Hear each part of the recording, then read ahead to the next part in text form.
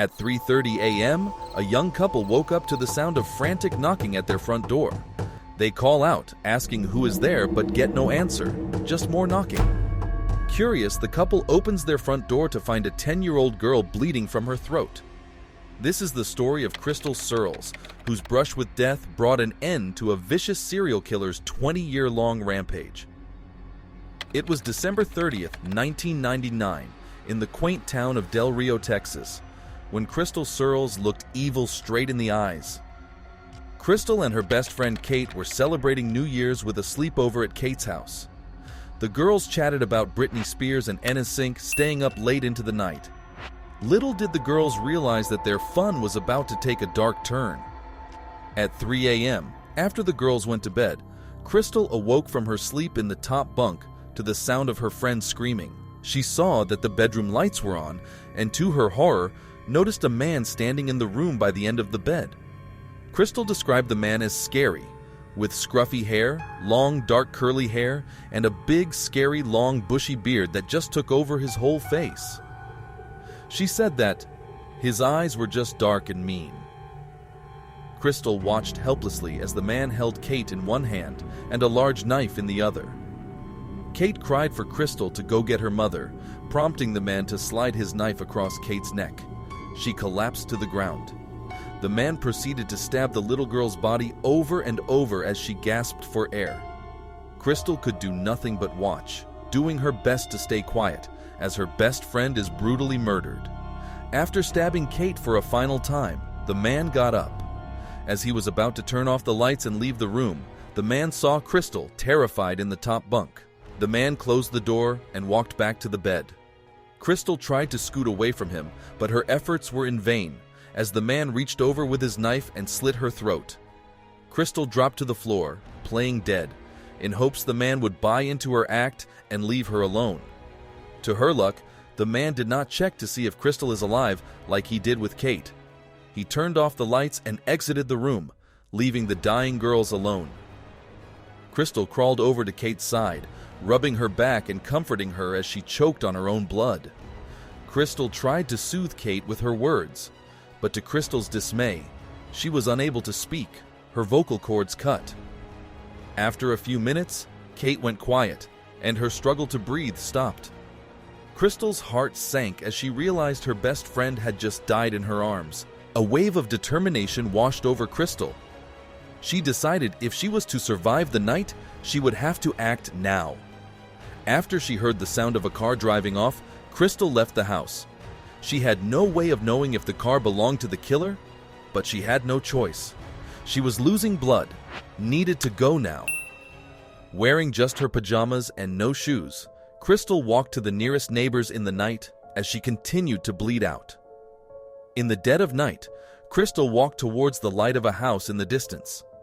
According to Krystal, all she could think in that moment was, "Just get to this house, just get to this house, just get to this house."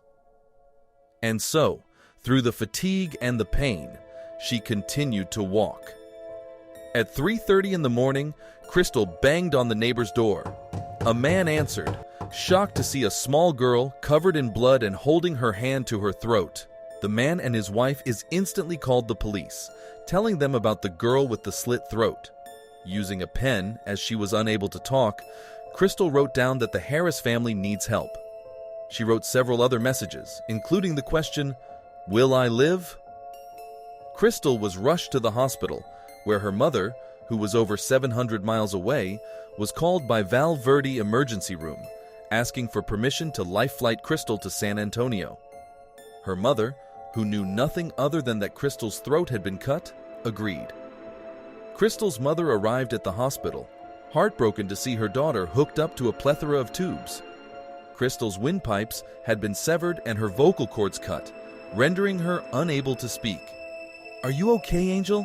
Mommy's here," her mother said. Using a pen yet again, Krystal asked her mother if Kate had somehow managed to survive the attack. Her mother could not bring herself to tell Krystal the truth. Texas Ranger John Allen was sickened to his stomach when he entered the bloody and gruesome crime scene. The first thing he observed was Kate's cold, dead body laying limply on the floor. When he was told that a young girl had survived the attack, John Allen went to the hospital to see Krystal. There, she wrote a description of the killer for a police sketch.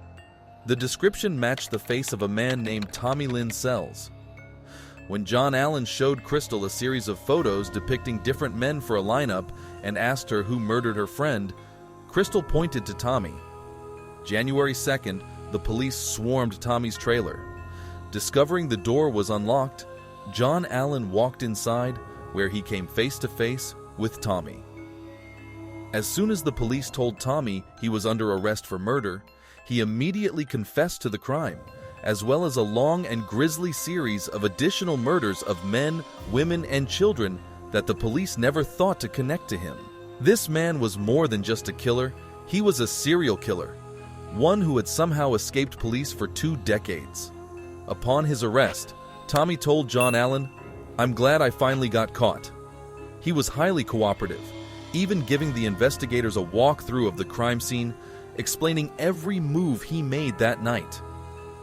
9 months after the attack, on September 12th, Krystal, now age 11, faced the man who attempted to take her life in court, as she was the only witness to the murder of her friend Kate.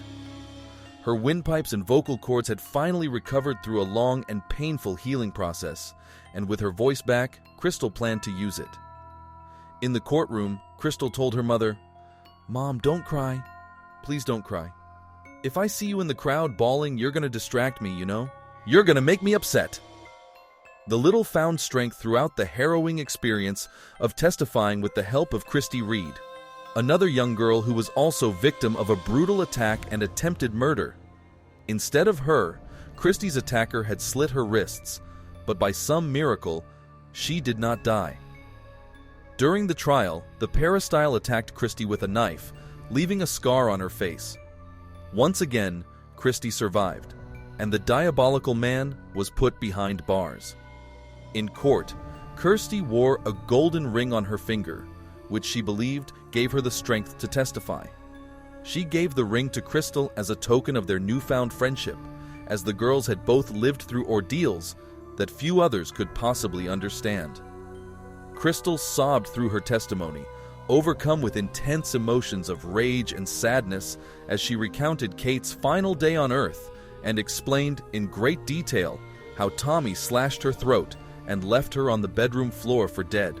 But with Christy's golden ring, she found the spirit to persist.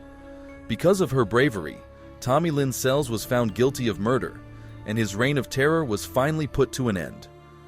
What happened to Krystal should never happen to any child, but her perseverance and will to survive spoke to her greater courage, helping police bring a malicious man to justice. Because of her, Tommy will never hurt another soul again, making the streets of Texas just a little safer for vulnerable little girls like Kate and Krystal. Why do you think Tommy Lynn Sells confessed to his crimes? Let us know in the comments below, and subscribe for more content like this.